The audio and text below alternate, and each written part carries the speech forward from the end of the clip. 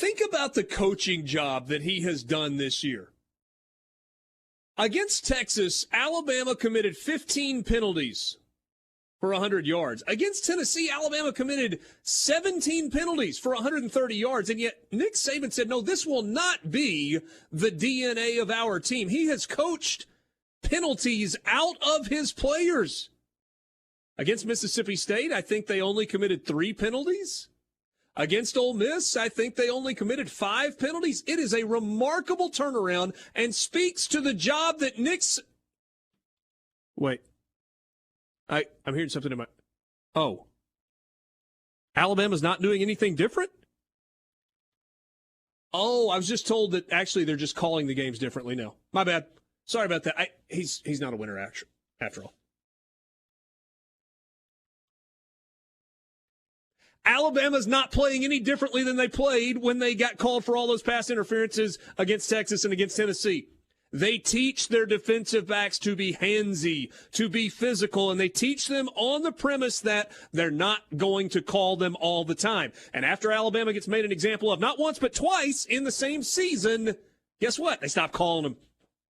Okay, it's like, you know what? It's too much work to keep throwing flags on Alabama. We can't have the GOAT having his ire and his dander up. Not going to keep calling those. Alabama doesn't make penalties anymore. Certainly not in games that matter. Now tell me more, Brian Haydad. Tell me more, brother. I'm sorry. I was just a little drink there. Here's the thing, though. But you could roll your eyes and be like, okay, Richard, you're sour, if not for the same flipping thing happening in Starkville on Saturday night.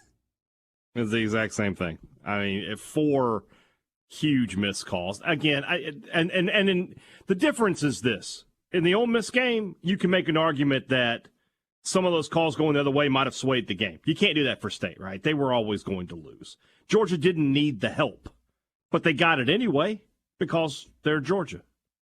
And that's how life works in the SEC. It's kind of how life works wherever you go.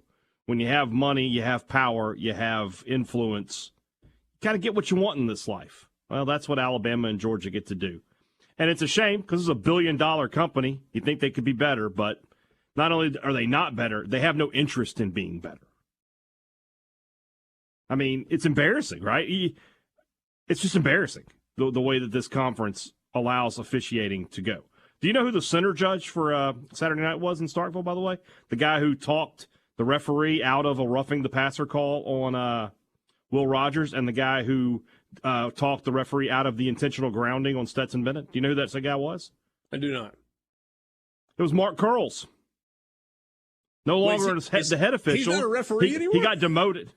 He's not a referee anymore, but his stench remains. He's still able to go out and taint the game with his stupidity. That guy shouldn't be allowed to manage like a McDonald's inside a gas station. Never mind a full-blown McDonald's. And yet, here he is every week. You're right. No. Maybe a Checkers. I don't know.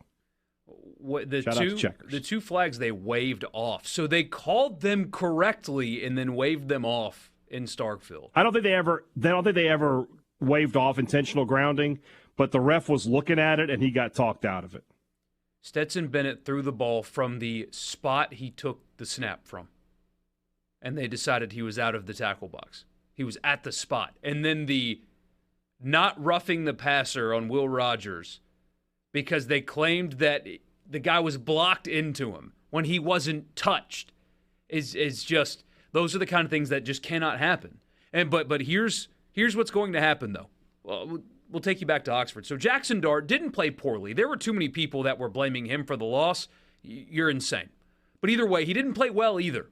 He had the ball in his hands late in the game to make a play, and it didn't happen. There was a miscommunication on the first down play. Pocket collapsed on him. Doesn't matter. Couldn't make the play. He's 19 years old.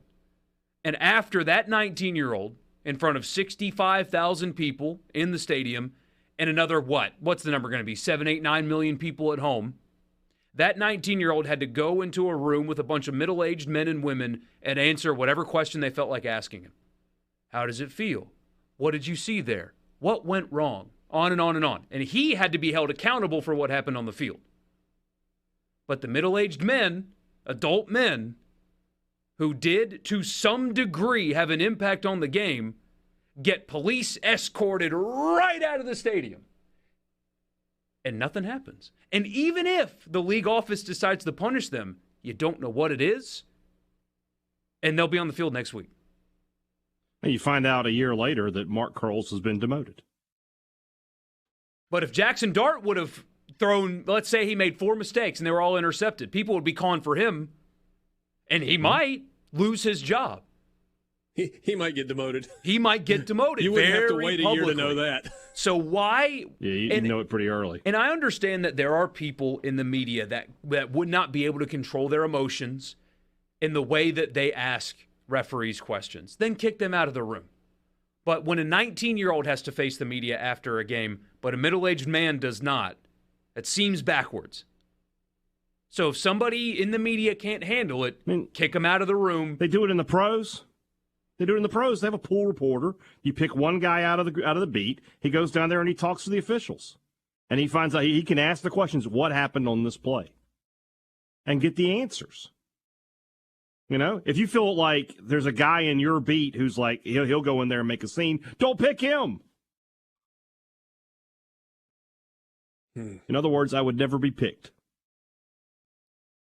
And my scene wouldn't even be like, why are you so biased against my team? My scene would be like, you guys are idiots, and you always have been, and it's never going to change, is it? That's my question. Is it ever going to change? No, I answered it for you. You would only get one opportunity to be the pool reporter. I would get one chance. I'd go in there, and I would probably walk in and be like, you know what? It's not worth it. It's not worth it with you guys. I'm out.